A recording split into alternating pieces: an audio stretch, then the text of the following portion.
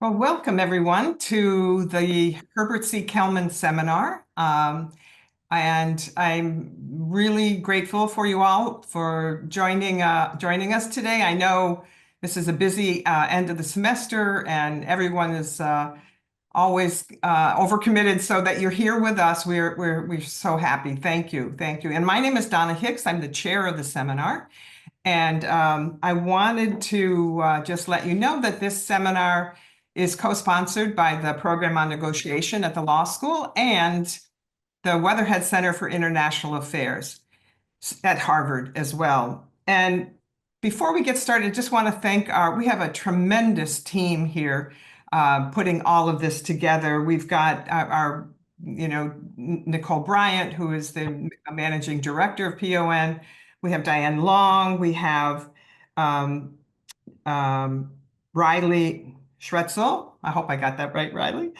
And Lara San Pedro. So this really does take a village to pull something like this off. And I'm also going to make a special note about our speaker today, Alexandra Vacroux, that she is like a member of our team, because every semester since the beginning of the war, Alexandra has taken time to be with us. She's been in Ukraine for the last year.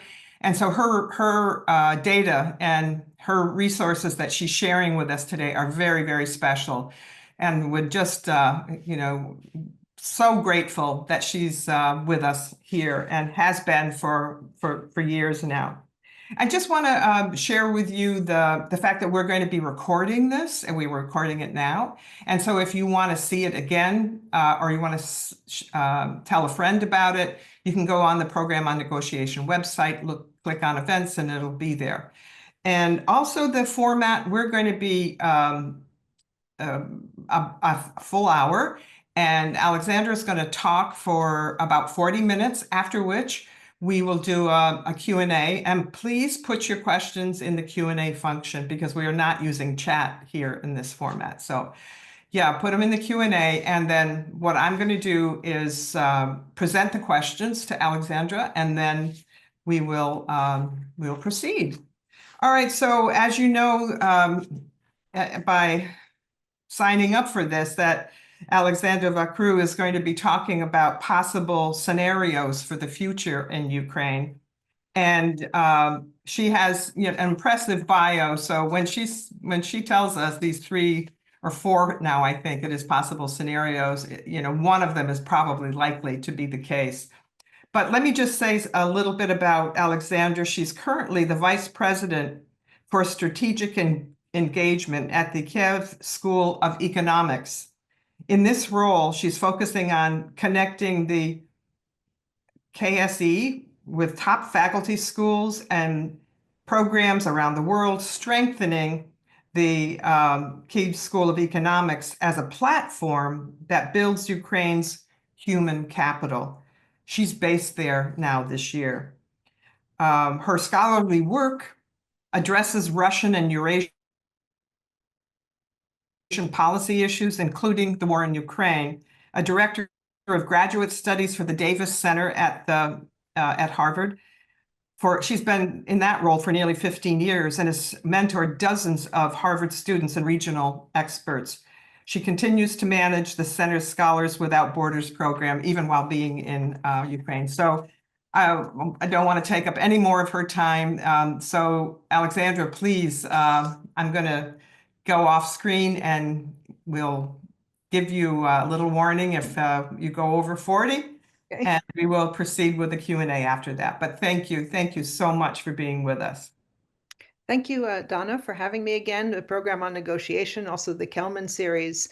I know based on the questions that I get when I do these talks that it's a really engaged audience, and I'm very happy for the opportunity to speak again.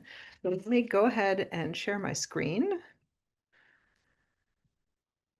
As usual, I'm going to start with a slideshow, and then we'll have time for questions afterwards. Let me make sure.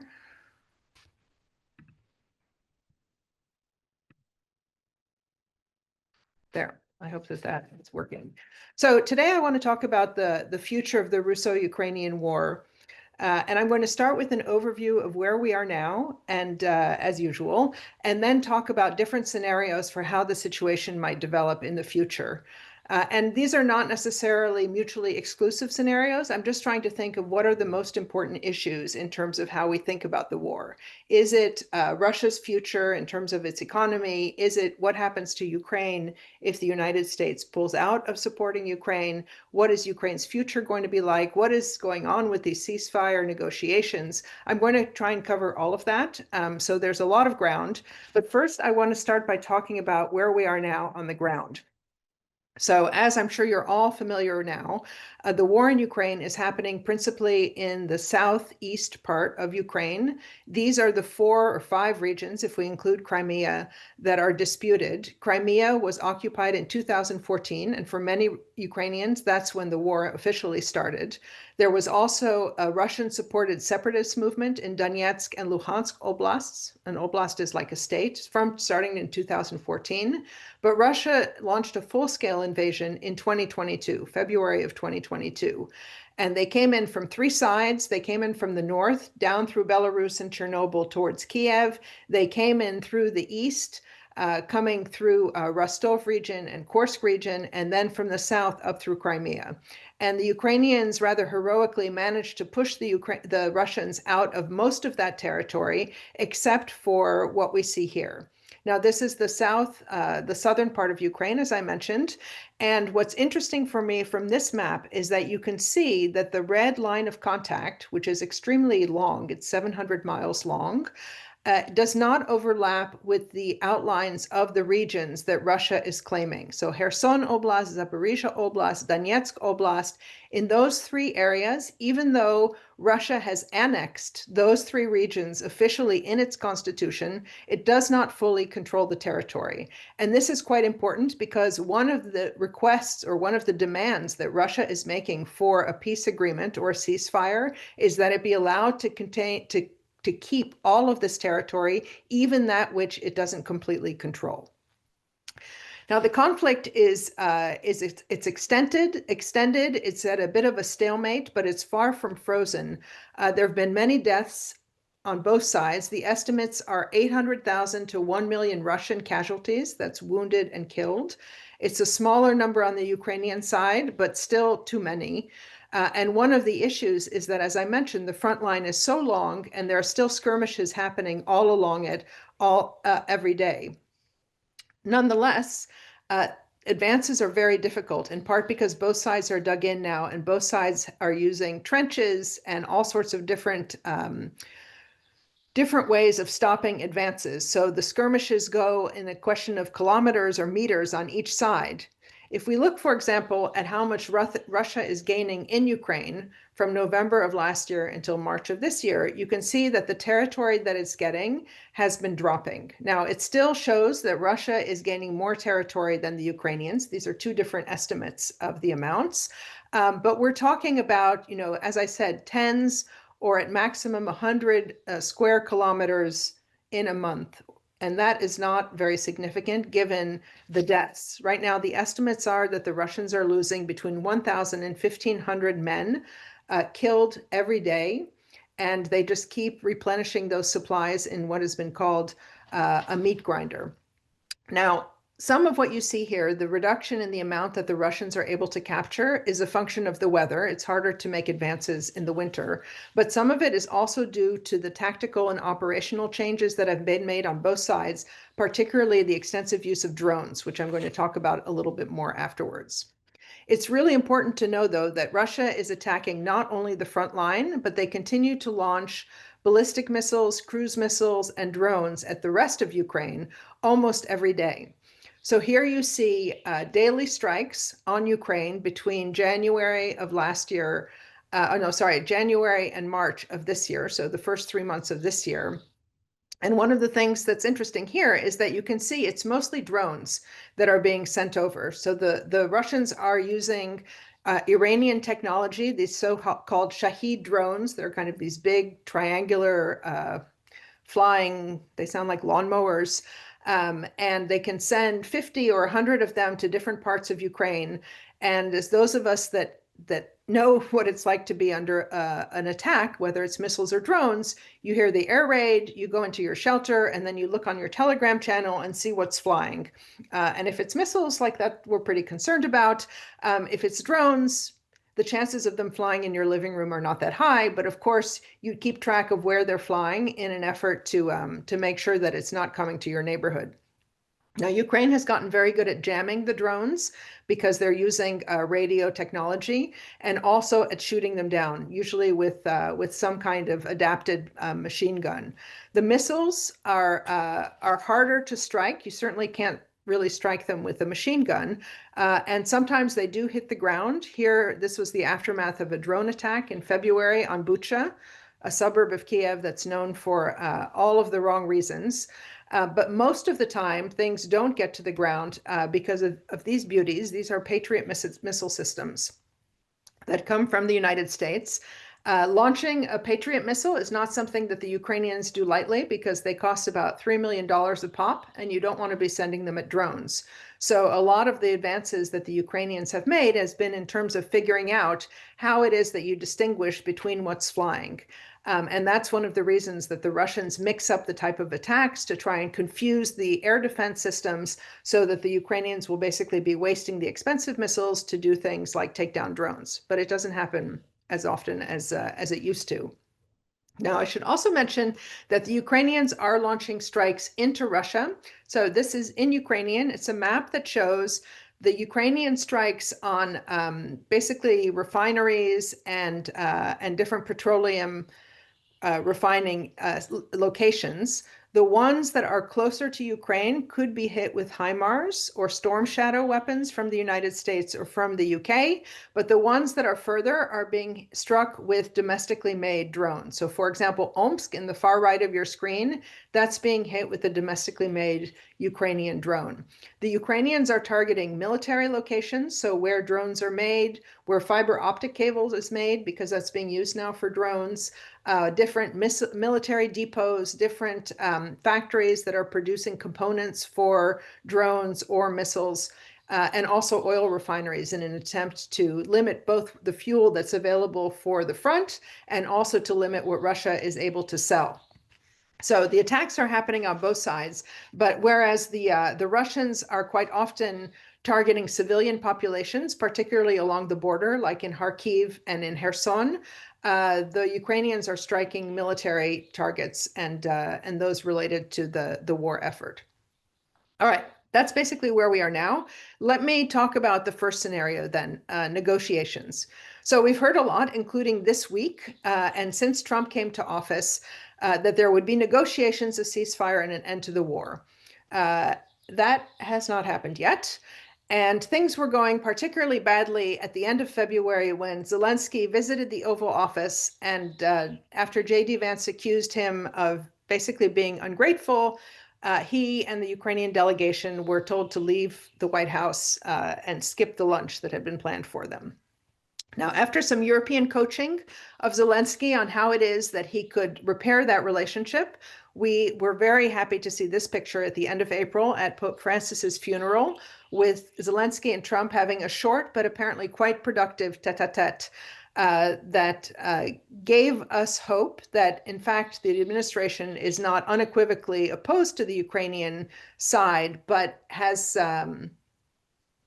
well, let's just say it's a bit of a roller coaster.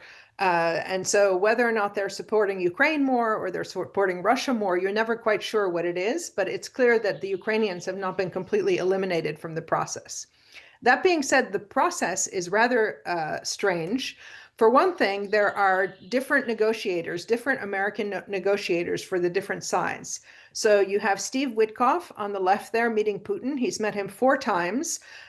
For hours, and says that Putin is basically a nice guy. Yes, he was in the KGB, but as Witkoff explained, all the smart guys went into the KGB, so that's okay. And we found out yesterday that he's also been using Russian interpreters in order to keep track of what's happening in those meetings. So in some of these meetings, it will be Putin, it might be the Minister of Defense, it's Kirill Dmitriev, who's the main negotiator, at least right now, on the Russian side. And then there's a translator who's also from the Russian side, which means that Witkoff is there essentially on his own. And it's difficult to know what exactly he's being told and how he's understanding what Putin is saying. It's not that he's not smart enough, but let's just say as a real estate developer, he might not have the experience to deal with 5 KGB guys across the table. On the other side, we have retired General Keith Kellogg, who is charged with working with the Ukrainians. Originally, he was going to be dealing with both sides, but he was seen by the Russians as being too pro-Ukrainian. And so he's basically talking with them. It's unclear if Kellogg is as well connected within the inner circle of the Trump administration as Witkoff, but in any case, there is some dialogue happening with the Ukrainians. We don't know to what extent these two tracks are talking to each other. And we also don't know the extent to which the Europeans have, if not a seat at the table, have at least been involved in the discussions. So there was this rather amazing photograph from a couple days ago. These are the European leaders who came to Kiev. So Keir Starmer from the UK, then you see Zelensky, then Emmanuel Macron from France, you see Donald Tusk from Poland, and Merz from Germany. And apparently they have Trump on speakerphone, and they're talking to him about the plans that were, let's say, set off by the Europeans' desire to have a 30-day ceasefire. So originally, Putin had proposed a 3-day ceasefire during Victory Day, which in Russia happens on May 9th. And the idea was that he wanted to protect his important guests, including Xi Jinping, during the military parade. And Zelensky responded saying, look, why do a ceasefire for 3 days? Let's do it for 30 days, unconditionally. And Putin didn't accept this, but the Europeans stepped in and said a 30-day ceasefire is essential in order for us to get negotiations going. And then 2 days ago, Putin came on, gave a rather odd late night address where he said, look, let's just start negotiating and we can do the ceasefire later. And the Europeans had agreed in this phone call, apparently with Trump, that they would insist that there be a ceasefire first and negotiations later. But after Putin had this late night broadcast, Trump then came out on Truth Social and said, Zelensky should go to Istanbul. Let's make this meeting happen. So all of the coordination that the Europeans had done amongst themselves and with Trump basically go out the window because Trump sends or makes a social media post, putting everyone in a rather awkward position. Zelensky then says, fine, I'll go to Istanbul and meet Putin. And now the Russians got cold feet, and it looks like Putin is not going to go to Istanbul, even though it was his idea. He is offered to send Sergei Shoigu, who used to be the Minister of Defense, and Erdogan is waiting for Zelensky in Ankara. So we really don't know what's going to happen. This is all supposed to happen on Thursday, but it was really, there was a coordinated plan to put pressure on the Russians, which Trump essentially blew up by then saying that they should negotiate first and ceasefire later. What's pretty clear, though, is that, first of all, Putin is not really interested in a ceasefire because he thinks he has the military advantage. Remember that chart I showed you where we see that he is incrementally claiming some territory. And from the point of view of what's happening on the battlefield, he has still not given up his goals of taking over Ukraine and controlling Ukraine. So he doesn't have much of an incentive to stop fighting. The Ukrainians have an incentive to stop fighting. They're exhausted. The war has been happening on their territory more than 3 years. But what they don't want is some kind of pause that allows the Russians to rearm and then attack again later, which is what they've done in the past. So we're a little bit at a standstill here, but I would point out that none of this is that unusual, that negotiations and ceasefires are extremely difficult to set up. And for that, we can just remember the experience of the Korean War. These are the notes from the first year of meetings of negotiations to try and set up the armistice in Korea. It took 2 years of negotiations, 158 meetings for that armistice to be pulled together. So it really is not a surprise that it would take more than a couple months in order to figure out how to negotiate an effective and just end to the war in Ukraine. What's more surprising is the idea that it wouldn't take that long.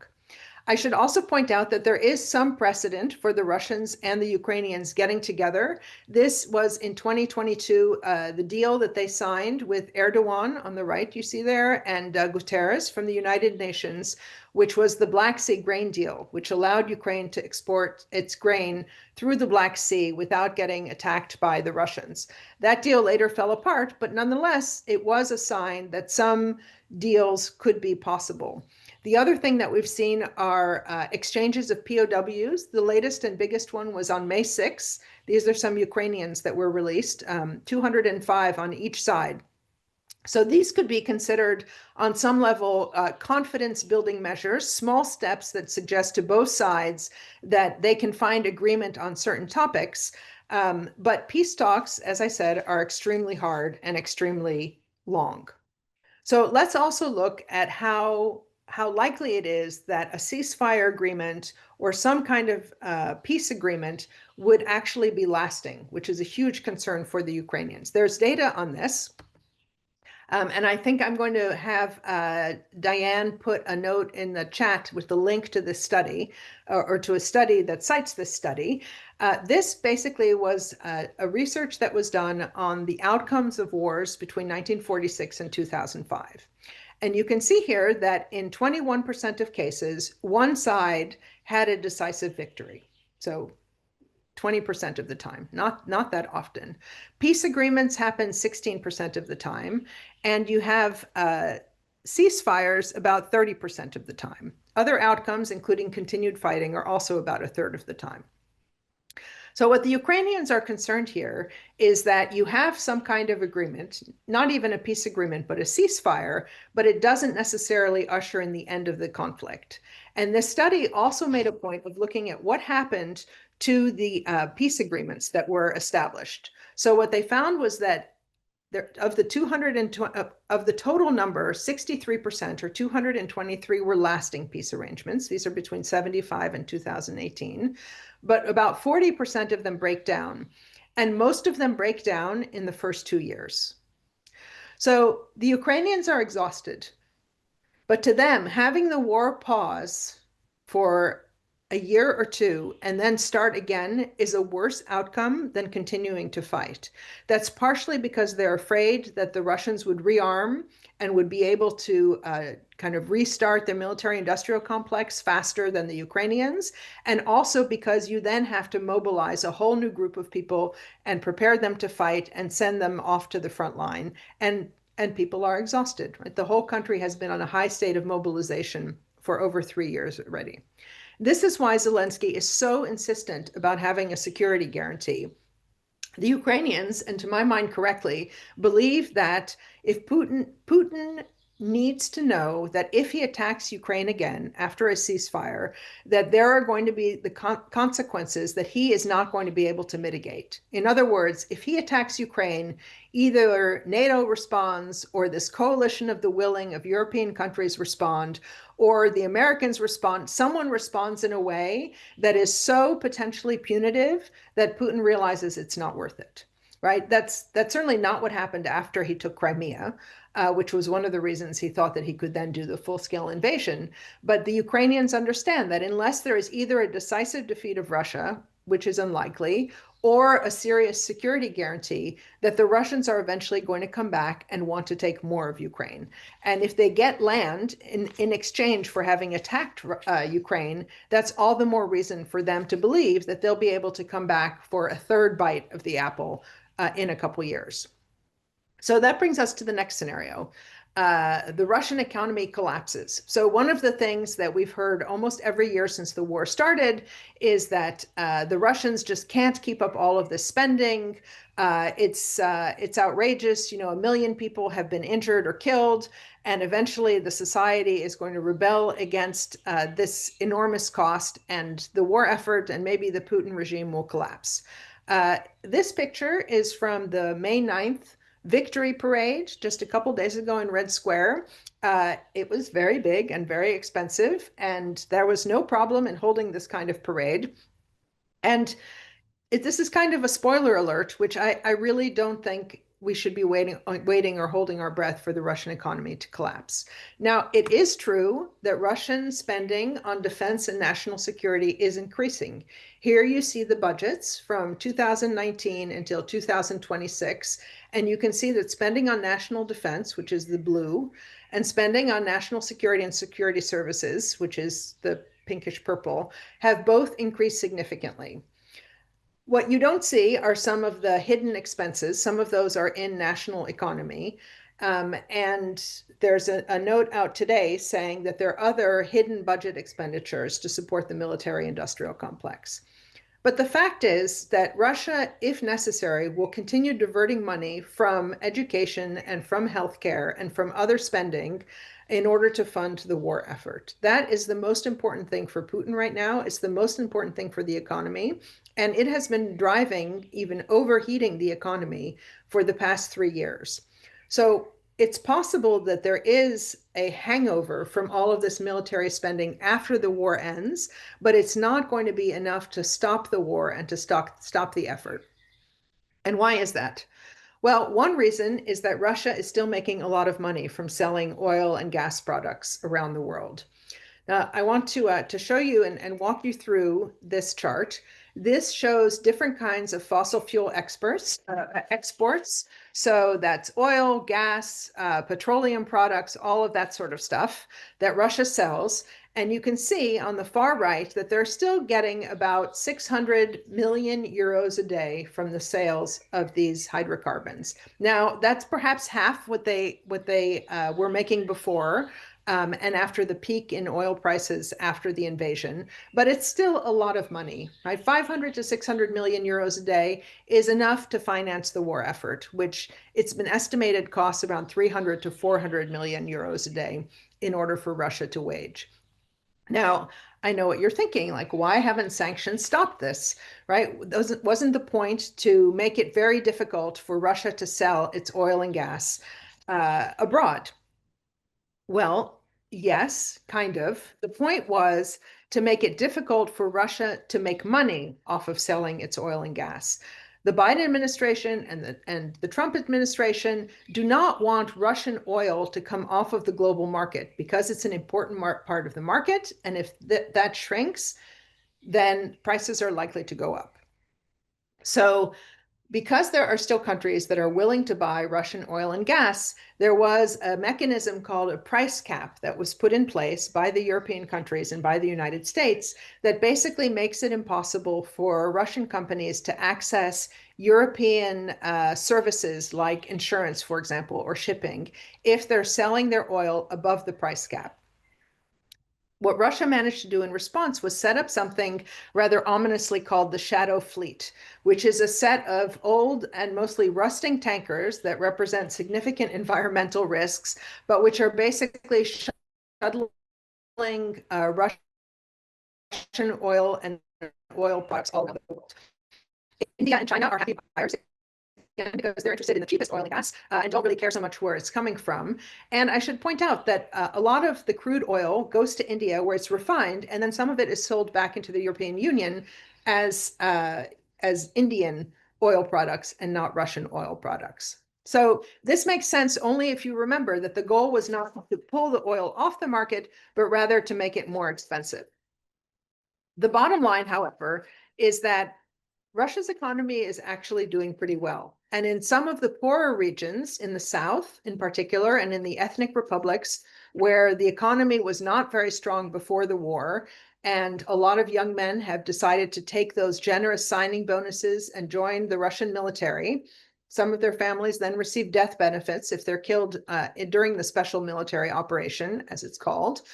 Some of those regions have never had it so well. You see roads are getting paved, buildings are being built, people have nice cars, because finally there's some kind of cash coming into the poorer parts of Russia. And in the bigger cities like Moscow and St. Petersburg, things are pretty much normal because the government is doing what it can in order to keep people from feeling that the war is impacting their daily life. So a lot of times I get questions about whether or not Russian public opinion is turning against the war because things are so bad in Russia. And the answer is things are not so bad in Russia. Things are pretty much better or as they were before the war started.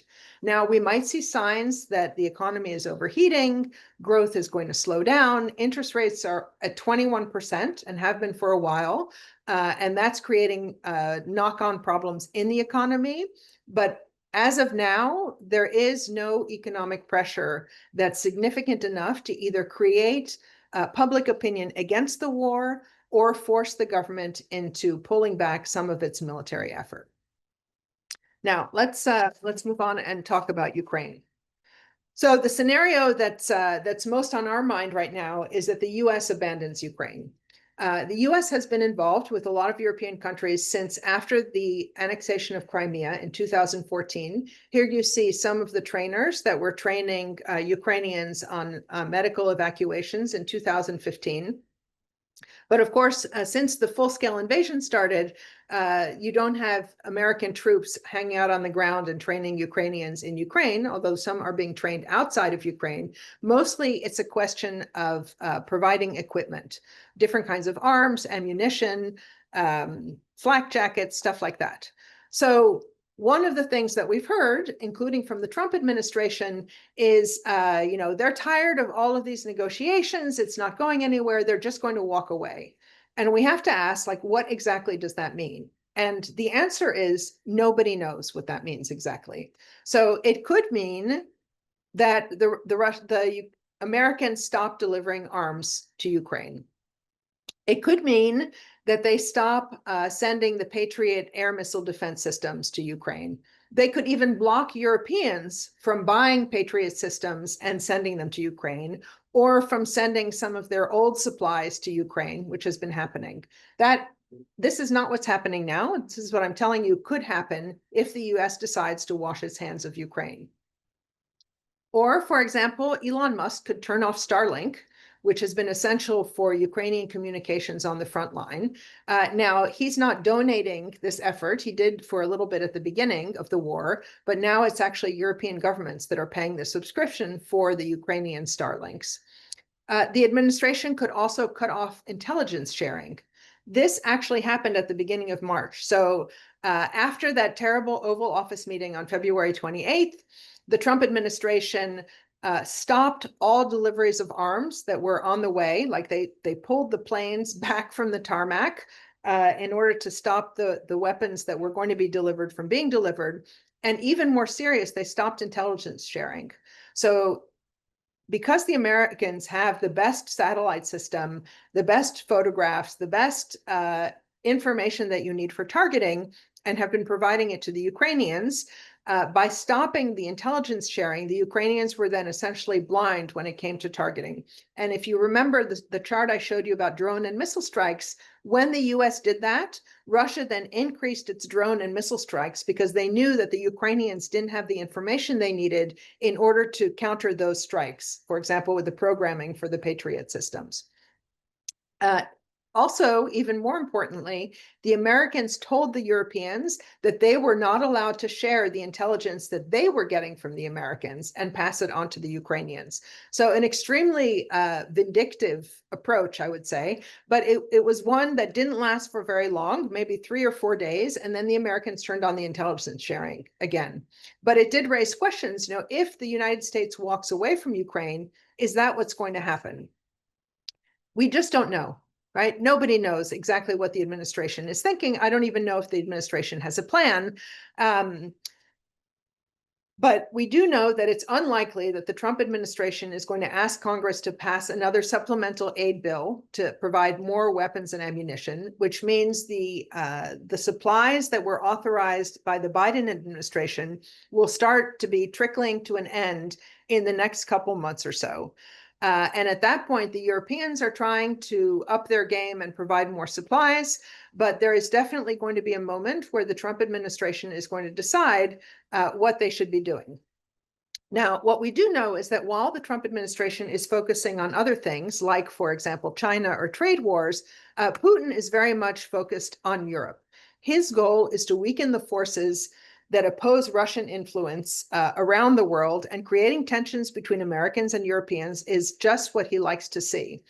There's an article that I've asked Donna and Diane to put in the chat by Michael Kimmage and Liana Fix, which basically explains that a US retreat from Ukraine would essentially tell Putin that Washington is no longer committed to checking Russian influence in Europe, and that the real impact is going to be on Ukraine first and then on the rest of Europe second. The Ukrainians have been preparing for this possibility, gradually increasing the amount of kit that they're producing themselves. Zelensky said in February that domestically, they are now producing about 40% of what they're using on the front line. European supplies account for 30%, and American supplies for 30% as well. The problem is that what the US supplies, like these Patriot systems and intelligence, are things that other countries cannot. They just don't have the satellites, they don't have the technology, and so Ukraine is very dependent on that. If the US equipment stops or slows, and the Europeans are not able to buy as much American equipment as the Ukrainians have been getting, then there's going to have to be an increasingly awful dilemma of substituting people for the lack of weapons. And that is something that Ukraine has really been trying to avoid, protecting, for example, 18 to 25-year-olds from conscription. Which brings me to my last scenario on Ukraine's future. So you've probably heard about the minerals deal that was signed with the US. There's hope that this is going to keep the United States interested in Ukraine, even as the war grinds on. But it's pretty clear to Ukraine that their future lies with Europe. There are a lot of reforms that they would have to do to join the European Union, but given how critical it's going to be for the Ukrainian economy and security, there's little doubt that they're going to make great efforts. And even though we can't say 100% that they're going to be successful, I give it better than even odds that they're going to succeed at that. Joining NATO is also a dream, but it's mostly for the security guarantee, but I would say it's really off the table at the moment, in part because of the United States' objection to that, which is why other European countries have been trying to think of what kind of security guarantee could be provided short of NATO. So what can we expect to see in Ukraine? So fewer people means you need to use more drones. And there's a very good CSIS report on this that I'll ask Donna to put in the chat for me. Ukraine has mastered the art of the drone, but it's a rapidly evolving situation. One side innovates, the other side figures out how to block that. The first side then makes an additional innovation. More and more, however, the Ukrainians are really using the drones to fight along the front line instead of men. Secondly, Ukraine is going all in on AI as a way of compensating for the demographic crunch.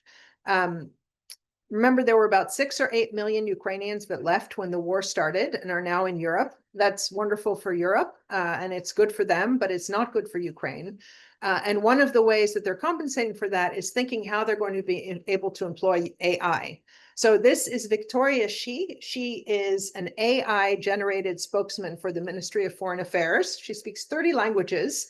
And even though I don't think she's been deployed very extensively, she is apparently the first of her generation, let's say, to be representing the government. One of the other issues is that veterans are going to be a critical constituency in Ukraine, and the country has not yet fully come to terms with how it's going to support them, help them deal with trauma, support their families, make sure they're reintegrated into society. In a way, Russia has been thinking about this more aggressively for a while because they're really worried about veterans coming back and causing problems. In Ukraine, it's less a question of fearing veterans that come back and are destructive, because they haven't been recruiting from prisons, for one thing, but it's more a question of how you can use this human capital that's been well-trained and well-developed and mobilized in a way that mobilizes them to rebuild Ukraine's future. Entrepreneurship is already a vital force in Ukraine, and this is definitely going to continue. Here's an example of a European call to support small businesses with different aid programs. Of course, the United States was also doing a lot of this through USAID until it was shut down. Now it's mostly the Europeans.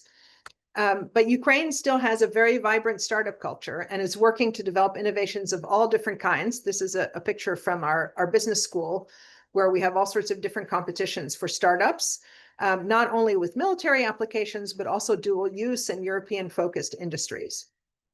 Finally, I want to close by saying that education is going to be a vital part of Ukraine's future.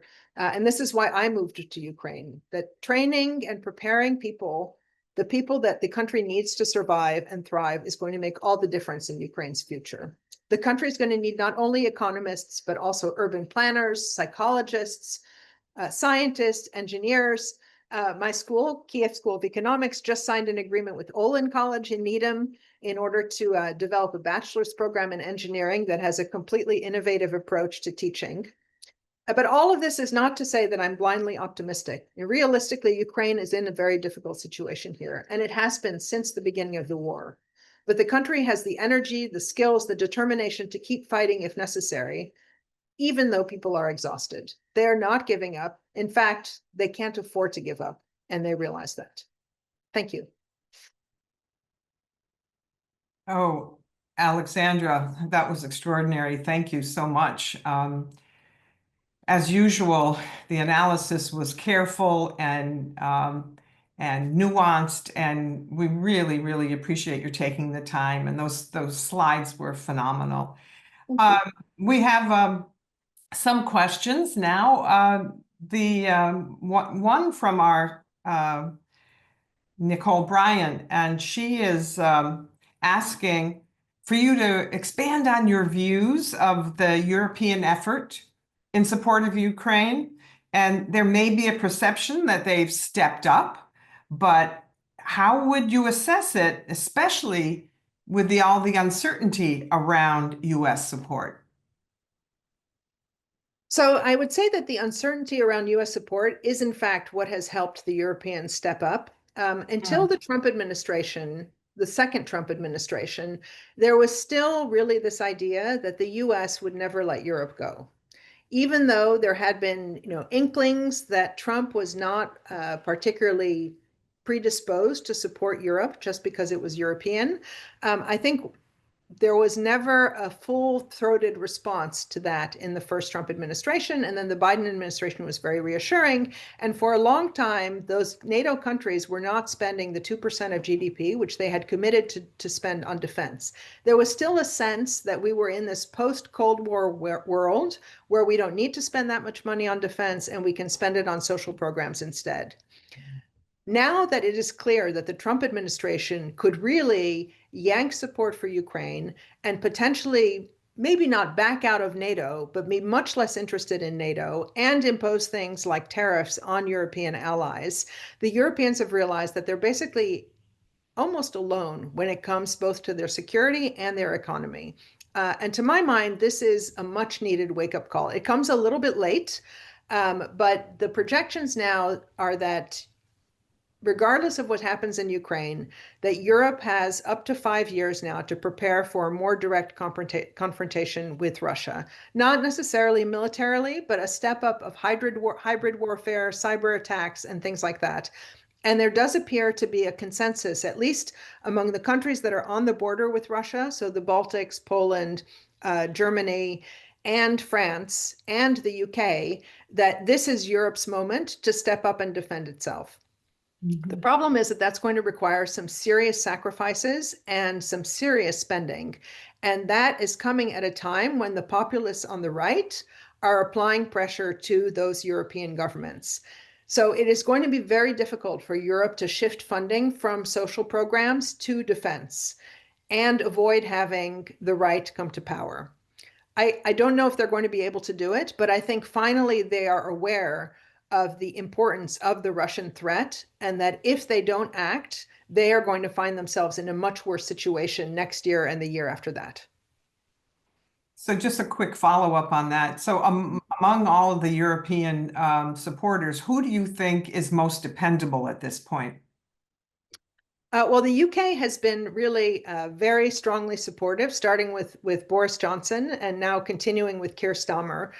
I would say that the Germans have the most potential in terms of their defense economy. And, for a long time, the idea of a remilitarized Germany made everyone nervous for all the right reasons. But at this point, it's probably the one thing that's going to save Europe.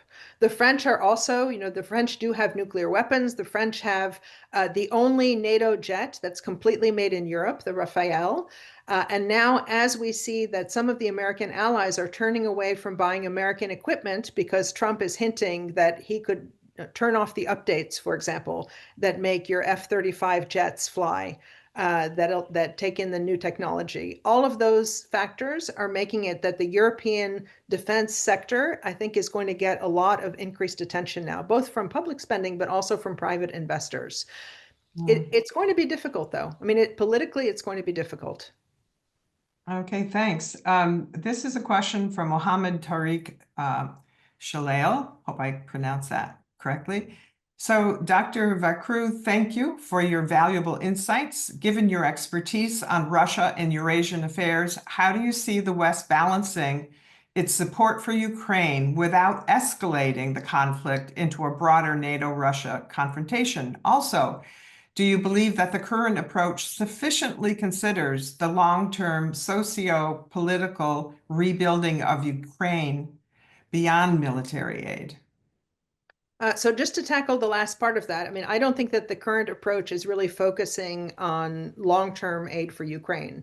The question of like, would there be a Marshall Plan, for example, for Ukraine is something that's being discussed, from time to time, but is really not the focus of attention right now, probably appropriately so. I would hope that when the war is over, there are going to be enough interesting investment opportunities that people are going to be willing to come back to Ukraine and put money into its redevelopment and industry and future European integration. In terms of escalation, this is a bit of a bugbear that Russia has been using since the beginning of the war.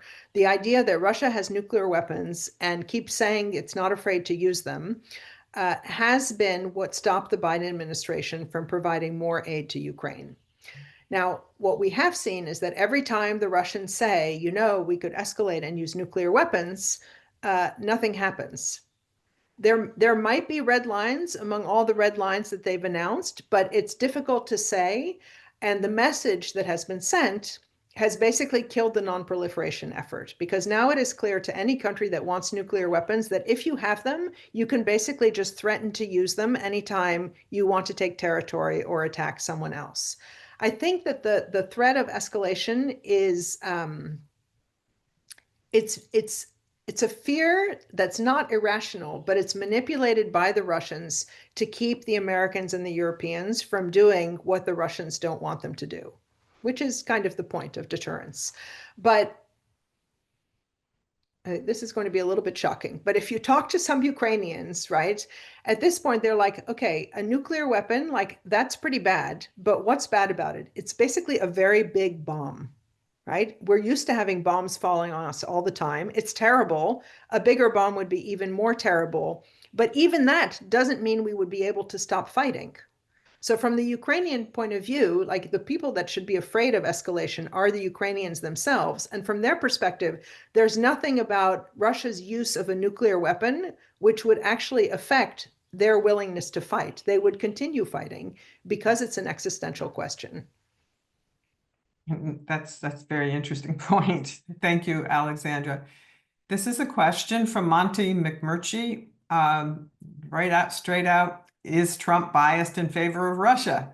If so, why, when all evidence indicates that Russia was the aggressor in invading the sovereign territory without color of right, other than putative symbolism designed to obscure Russia's economic fragility? So I really don't know what motivates Trump. I mean, I suspect a lot of it is his personal admiration for hardline dictators like Putin, like Xi Jinping. He likes to be considered important by important people, and he sees Putin as being important, partially because he controls such a big country. Also, they have nuclear weapons. Economically, it's not that significant, but he wants to feel that he's in the club of important leaders. Now, one of the interesting issues is that, we've heard a lot from Steve Witkoff about all of these potential economic opportunities that are going to be created if there's some sort of rapprochement between the United States and Russia.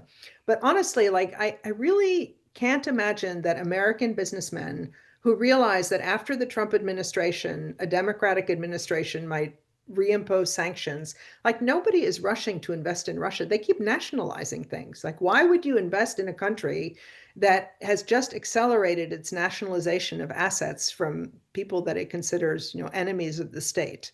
It's just not a credible argument. And the other problem is that Russia is primarily exporting commodities. Now, some of those the United States needs, like titanium or uranium, for example, but the biggest export for Russia is oil and gas. And in fact, the United States wants to be the biggest oil and gas producer and exporter, and Russia is to some extent competition.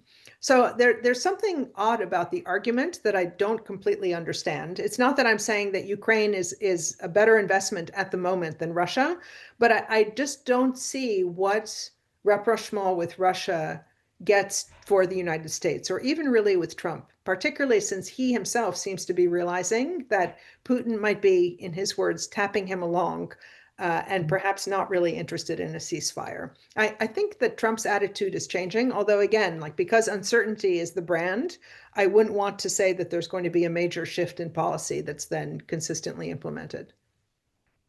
Okay, thank you. So here's another question from Brian True. Zelensky is not very popular in Ukraine. And in parenthesis, he says, I live here. How do you see this lack of support for him at home impacting the peace negotiation process?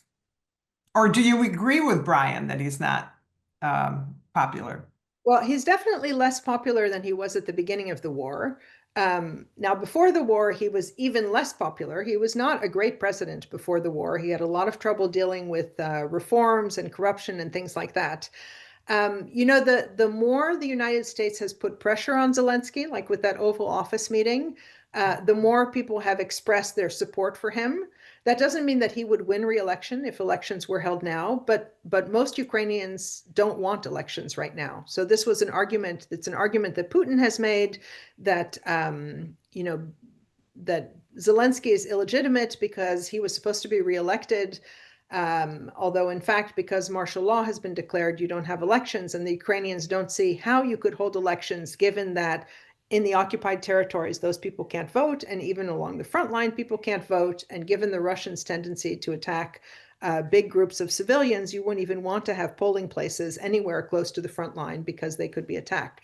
So even though Zelensky might not win an election if it were held today, that doesn't mean that Ukrainians want to see elections. I think that they appreciate that he's in a difficult position. There are other people they might support more. For example, General Zaluzhny, who's now the ambassador in London, would probably be a more popular candidate at this point.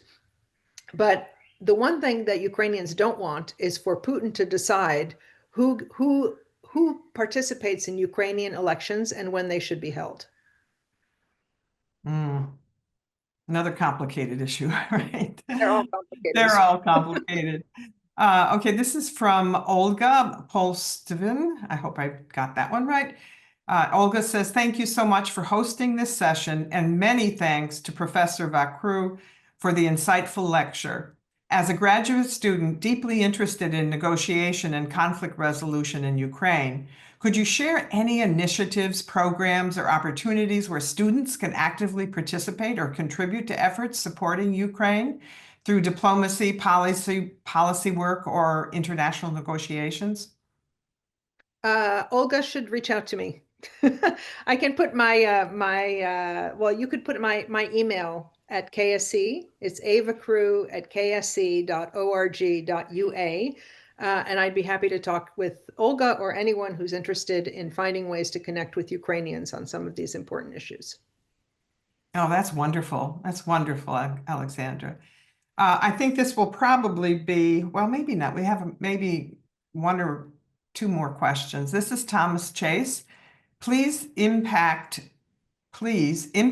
of Ukraine-USA minerals deal as invest from USA personal on ground. Wait, this is a little confusing. I get it. So the You impact get of it. the You get minerals it. deal. Okay. Yeah. Okay, so the minerals deal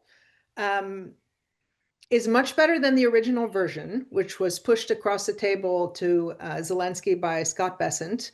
and who demanded that he sign it right away. The Ukrainians then negotiated for a couple months, which made the Trump administration grumpy. One of the reasons that that meeting in the Oval Office didn't go so well.